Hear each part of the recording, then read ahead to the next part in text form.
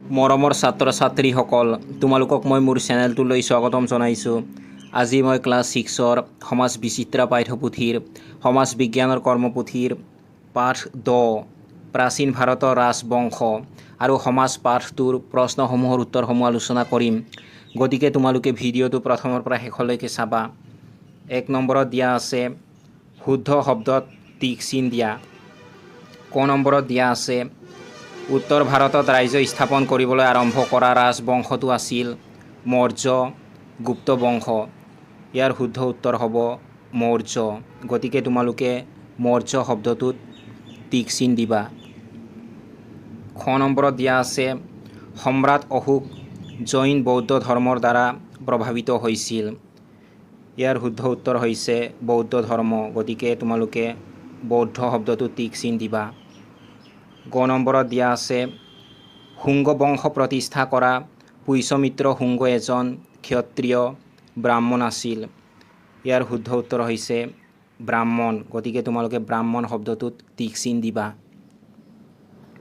ঘ নম্বৰত দিয়া আছে ভাৰতবৰ্ষৰ দক্ষিণ অংশত শাসন কৰা বংশটো আছিল সাতবাহন বংশ। তেওঁলোকক তামিল অন্ধ্ৰ বুলিও জনা যায়। ইয়াৰ শুদ্ধ উত্তৰ হৈছে অন্ধ্ৰ। তেওঁলোকক অন্ধ্ৰ বুলিও জনা যায়। গতিকে তোমালোকে অন্ধ্ৰ শব্দটোত টিক চিন দিবা। ঙ নম্বৰত দিয়া আছে ভাৰত ভ্ৰমণলৈ অহা চীনা পৰিব্ৰাজক হিউৱেন চাঙে সমুদ্ৰ বৰ্মনৰ ভাস্কৰ বৰ্মনৰ আমন্ত্ৰণ ক্ৰমে অসমলৈ আহিছিল। ইয়াৰ শুদ্ধ উত্তৰ হ'ব ভাস্কৰ বৰ্মনৰ আমন্ত্ৰণ ক্ৰমে অসমলৈ আহিছিল। গতিকে তোমালোকে ভাস্কৰ বৰ্মনৰ শব্দটোত টিক চিন দিবা।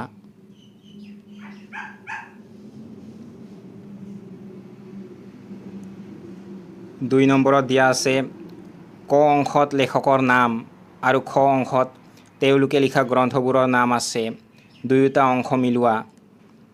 ক অংশত প্ৰথমতে দিয়া আছে কৌটিল্য। এইটো তোমালোকে খ অংশত দিয়া অৰ্থশাস্ত্ৰ এইটোৰ লগত মিলাই দিবা। তাৰ পাছত ক অংশত দিয়া আছে কালিদাস। এইটো তোমালোকে খ অংশত দিয়া অভিজ্ঞানম শকুন্তলম এইটোৰ লগত মিলাই দিবা। তাৰ পাছত ক অংশত দিয়া আছে বিশাখা দত্ত। এইটো তোমালোকে খ অংশত দিয়া মুদ্ৰা ৰাক্ষস এইটোৰ লগত মিলাই দিবা। তাৰ পাছত ক অংশত দিয়া আছে বানভট্ট। এইটো তোমালোকে খ অংশত দিয়া হৰ্ষচৰিত এইটোৰ লগত মিলাই দিবা। তাৰ পাছত ক অংশত দিয়া আছে ব্যাসদেৱ। এইটো তোমালোকে খ অংশত দিয়া মহাভাৰত এইটোৰ লগত মিলাই দিবা। তোমালোকে এইখিনি চাই মিলাই ল'বা।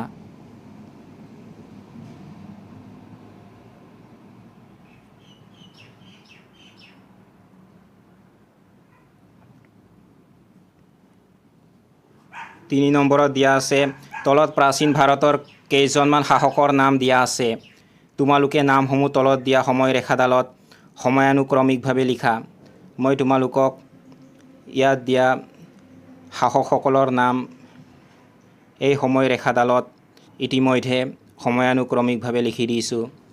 প্ৰথমতে তোমালোকে লিখিবা চন্দ্ৰগুপ্ত মৌৰ্য। তাৰ পাছত লিখিবা অশোক। তাৰ পাছত লিখিবা সমুদ্ৰগুপ্ত। তাৰ পাছত লিখিবা ভাস্কৰ বৰ্মন। তোমালোকে এইখিনি চাই লিখি ল'বা।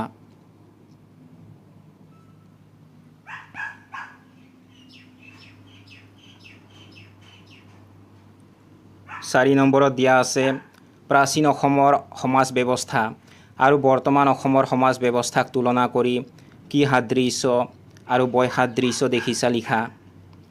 মই তোমালোকক ইতিমধ্যে প্ৰাচীন অসমৰ সমাজ ব্যৱস্থা আৰু বৰ্তমান অসমৰ সমাজ ব্যৱস্থাক তুলনা কৰি সাদৃশ্য আৰু বৈসাদৃশ্যবোৰ ইতিমধ্যে লিখি দিছোঁ। সাদৃশ্য এফালে তোমালোকে লিখিবা দুয়োটা সময়তে কৃষি কৰ্মই আছিল প্ৰধান জীৱিকা। বৈসাদৃশ্য এইফালে লিখিবা প্ৰাচীন কালত ৰাজতন্ত্ৰ আছিল, এতিয়া গণতন্ত্ৰ আছে। সাদৃশ্যত তোমালোকে লিখিবা শিপিনীসকলে কাপোৰ বোৱা কাৰ্যটো অতীতৰ পৰা বৰ্তমানলৈ এক আদৰৰ বৃত্তি হিচাপে চলি আছে। বৈসাদৃশ্য এইফালে তোমালোকে লিখিবা প্ৰাচীন সমাজত শিক্ষা ব্যৱস্থা টোল বা গুৰুকুল কেন্দ্ৰিক আছিল, আনহাতে বৰ্তমান ই আধুনিক আৰু বিজ্ঞানসন্মত।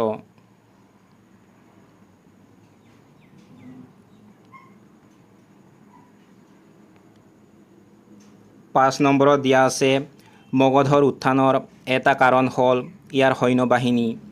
মগধৰ সৈন্যবাহিনী শক্তিশালী হোৱাৰ আঁৰত কি কাৰণ আছিল বুলি তুমি ভাবা? ইয়াৰ শুদ্ধ উত্তৰ হৈছে অপশ্যন নম্বৰ ঘ, ক আৰু গ দুয়োটা। অৰ্থাৎ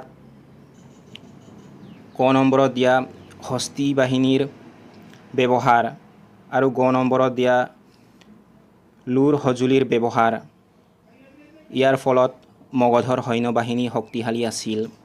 গতিকে ইয়াৰ শুদ্ধ উত্তৰ হ'ব ঘ নম্বৰ অপশ্যন, ক আৰু গ দুয়োটা।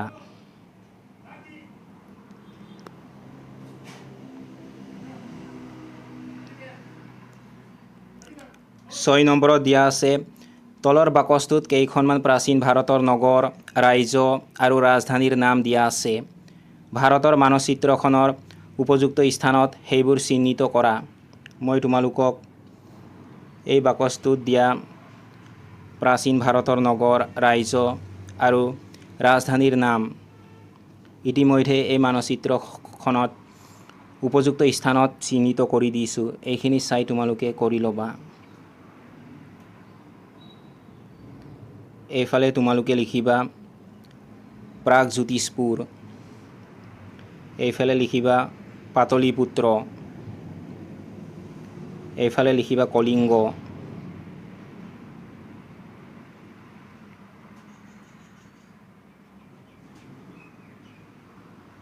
তাৰ পাছত এইফালে লিখিবা মাদুৰাই।